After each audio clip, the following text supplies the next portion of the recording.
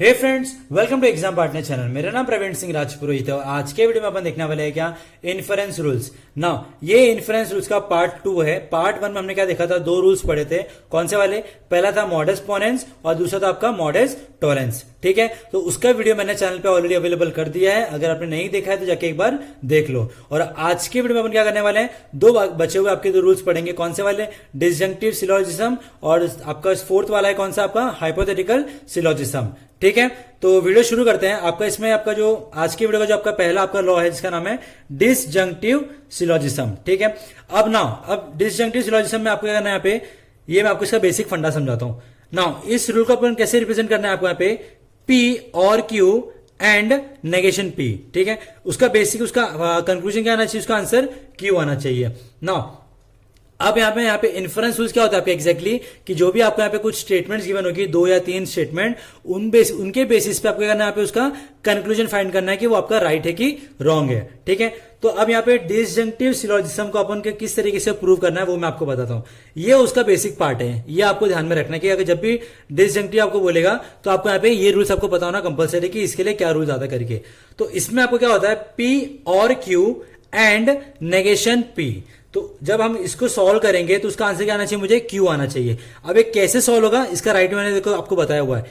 P और Q, ये आ गया मेरा एक पार्ट, एंड नेगेशन P, उसका आंसर क्या मिलता है मुझे यहाँ पे, इंप्लीकेशन क्या मिलता है, Q मिलता है। Is a tautology. मतलब आपको क्या करना है, सिंपल से आपको बेसिक फंडा समझाता हूं मैं कि इसको पूरा सॉल्व करना है किस तरीके से, with the help of truth tables. आपको ट्रूथ टेबल्स बनाना है, P Q negation P, then P और Q, और इसका मिला के आपको एंड बनाना है, और इन सबका मिला के आपका आंसर मिलना चाहिए, उसका Q मिलना चाहिए। तो अगर आपका टोटोलॉजी, अगर आपका जो एंडिंग वाला कॉलम है, अगर वो पूरा ट्रू ट्रू ट्रू आता है तो मतलब आपका क्या हुआ, यहाँ पे डिसजंक्टिव सिलोजिज्म आपका यहाँ पे रूल फॉलो होगा उस स्टेटमेंट के अंदर। अब ये कैसे होगा आपको मैं एग्जाम्पल के बेसिस पे समझाता हूं ना। आइदर इट इज रेनिंग और इट इज विंडी। ठीक है, it is not raining therefore it is windy. Now अब यहाँ पे क्या बोलता है कि आइदर इट इज रेनिंग और it is windy. Second statement क्या बोलता है, it is not raining therefore it is not windy. Now P statement क्या आपका, इट इज रेनिंग, मैंने यहाँ पे क्या किया, पी को मैंने लेट किया इट इज रेनिंग, और क्यू को मैंने लेट किया है इट इज विंडी। ठीक है, नाउ अब मुझे यहाँ पे इस रूल को मुझे यहाँ पे प्रूव करना है कि राइट है कि इस स्टेटमेंट के लिए करेक्ट है कि रॉन्ग है, बराबर। तो पी और क्यू बोला है, तो यानी क्या होगा यहाँ पे, देखो P और Q नेगेशन P, क्या आंसर आता है मेरा यहाँ पे, Q आता है, बराबर। अब इसको क्या करते हैं, थोड़ा कंसीडर करते हैं, P और Q। P और Q मतलब क्या हो गया यहाँ पे आपका, P स्टेटमेंट क्या, it is raining, it is same आपका यहाँ पे स्टेटमेंट आएगा, आइदर इट इज रेनिंग और इट इज विंडी। ये आ गया आपका कौन सा वाला, पहला स्टेटमेंट। एंड अब यहाँ पे क्या आ रहा है आपका, नेगेशन P। नेगेशन P मतलब क्या हुआ, it is not raining, answer क्या आना चाहिए, देयरफॉर इट इज विंडी। समझ में अच्छे से, देखो पहला स्टेटमेंट क्या बोलता है, आइदर इट इज रेनिंग और इट इज विंडी। यहां पे और लगा है 2 स्टेटमेंट के बीच में, कौन से, P और Q, बराबर।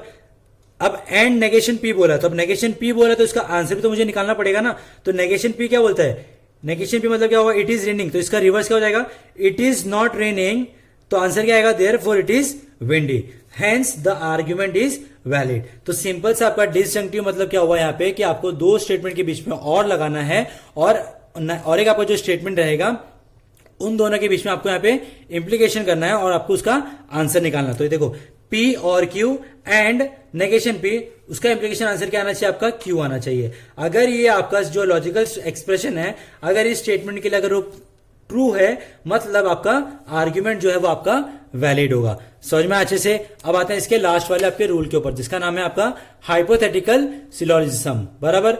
नाउ रूल यहाँ पे आपका किस तरीके से फॉर्म होगा, मैंने आपको यहाँ पे लिखा हुआ, देखो P implies Q and Q implies R, तो उसका आंसर क्या आना चाहिए आपको, P इंप्लाइज R। यहाँ पे देखो अभी 3 वेरिएबल, कौन से, P Q R, P Q R। तो पहला P सेकेंड Q के साथ में आपका यहाँ पे इंप्लाइज कर रहा है। नाउ सेकेंड Q आपका थर्ड वाले R के साथ में यहाँ पे इंप्लाई कर रहा है, तो इसका जो आंसर होगा फर्स्ट और थर्ड का इंप्लीकेशन होना चाहिए। तो यहाँ पे देखो नहीं समझते हैं तो क्या करना है आपको कि इसका ट्रू टेबल बनाना है। किस तरीके से बनाएंगे, देखो एक P implies Q and Q implies R, और इसका जो इंप्लीकेशन होगा वो क्या मिलेगा हमें, P इंप्लाइज आर मिलेगा। तो इसका ट्रूथ टेबल किस तरीके से बनाना है, मैंने इसका ऑलरेडी एक वीडियो बनाया हुआ है, जहां पे आपको ट्रूथ टेबल कैसे कंस्ट्रक्ट करना है उसका वीडियो मैंने अपलोड कर दिया है। अगर आपने वो वीडियो नहीं देखा तो जाके एक बार देख लो, ताकि आपको यहाँ पे कैसे कंस्ट्रक्ट करना है ट्रूथ टेबल आपको समझ में आ जाएगा। नाउ इसका जो आंसर है वो क्या होना चाहिए मेरा यहाँ पे, टोटोलॉजी, मतलब P इंप्लाइज R, ये इसका जो कॉलम होगा उसमें जो भी आपकी ट्रूथ वैल्यूज आएगी वो आपका हमेशा सारे ट्रू होगी, मतलब टोटोलॉजी होगा वो। अगर टोटोलॉजी हुआ मतलब वहां पे उस स्टेटमेंट के लिए आपका वो आपका जो आर्ग्यूमेंट रहेगा वो वहां पे हाइपोथेटिकल सिलोजिज्म रूल के लिए वो फॉलो करेगा। ठीक है, अब कैसे करेगा उसके एग्जांपल देखते हैं यहाँ पे। If Suresh studies hard he will obtain a first class. ठीक है, if he obtain a first class he will get a good job. Therefore if Suresh studies hard he will get a good job. अब again इसको थोड़ा मैं आपको 3 variables में मैं आपको यहाँ पे स्प्लिट करता हूं। किस तरीके से किया, if Suresh studies hard he will obtain a first class.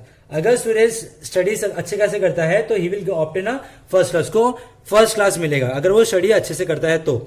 Second statement क्या बोलता है, if he obtains a first class, अगर उसको फर्स्ट क्लास मिलता है he will get a good job, उसको अच्छी खासी जॉब मिलेगी। Therefore if Suresh studies hard he will get a good job. अब यहाँ पे आपका थर्ड स्टेटमेंट के आगे यहाँ पे फर्स्ट और आपके थर्ड वाले पार्ट को मिला के अब यहाँ पे कैसे हुआ ये समझते हैं। पी को मैंने क्या लेट किया, सुरेश स्टडीज हार्ड। ठीक है, क्यू को मैंने क्या लेट किया, he obtains a first class. R को मैंने क्या कंसिडर किया है, he will get a good job. 3 statement आ गए, पी क्यू आर। अब इसी को मुझे क्या करना है, इस वाले लॉजिकल फॉर्म में आपको यहाँ पे उसको टोटोलॉजी प्रूव करना है। तो अब यहाँ पे देखते हैं कि यहाँ पे इसको ये यहाँ पे परफेक्टली यहाँ पे परफेक्ट ये जो आपका स्टेटमेंट है पूरा बैठता है कि नहीं बैठता है। P इंप्लाइज Q, मतलब क्या हुआ, if Suresh studies hard then he obtains a first class, बराबर है। एंड यहाँ पे एंड लगाएंगे, एंड क्या बोला है, Q implies R, and if he obtains a first class then he will get a good job. तो ये Q आ गया, ये भी करेक्ट आ गया। अब इंप्लाइज क्या करता है कि P implies R, therefore if Suresh studies hard then he will get a good job. समझ में आ गया, मतलब यहाँ पे मेरा जो स्टेटमेंट है वो मेरा इस वाले लॉजिकल फॉर्म से मेरा कनेक्टेड है, यानी यहाँ पे इसकी वैल्यू ट्रू मुझे मिलेगी, यानी ये हाइपोथेटिकल सिलोजिज्म के रूल्स का पे ये स्टेटमेंट पूरा फॉलो करता है। Therefore hence the argument is valid, यानी यहाँ पे आपको जो ये आर्ग्यूमेंट दिया हुआ है ये आपके इस रूल्स के लिए यहाँ पे ये वो वैलिड करता है। समझ में अच्छी तरीके से। तो ये था कि आपका इन्फरेंस रूल्स के आपके चार रूल्स, पहले जो 2 रूल्स से मैंने आपका वीडियो इसका अलग से बनाया हुआ है तो ऑलरेडी वहां पे चैनल पे अवेलेबल है, और आज के वीडियो में अपन ने इसके 2 जो बचे हुए रूल्स हमने वो पढ़ाई की। ठीक है, तो thank you so much video देखने के लिए। अगर आपको वीडियो अच्छा लगा तो लाइक कर दो, कमेंट कर दो, सब्सक्राइब कर दो। अगर आप चैनल पे नए हो तो सब्सक्राइब करना भूलना मत और बेल आइकन प्रेस करना भूलना मत, क्योंकि आगे बहुत सारी वीडियोज है जो डिस्क्रीट स्ट्रक्चर के आने वाले हैं। Thank you so much, have a nice day.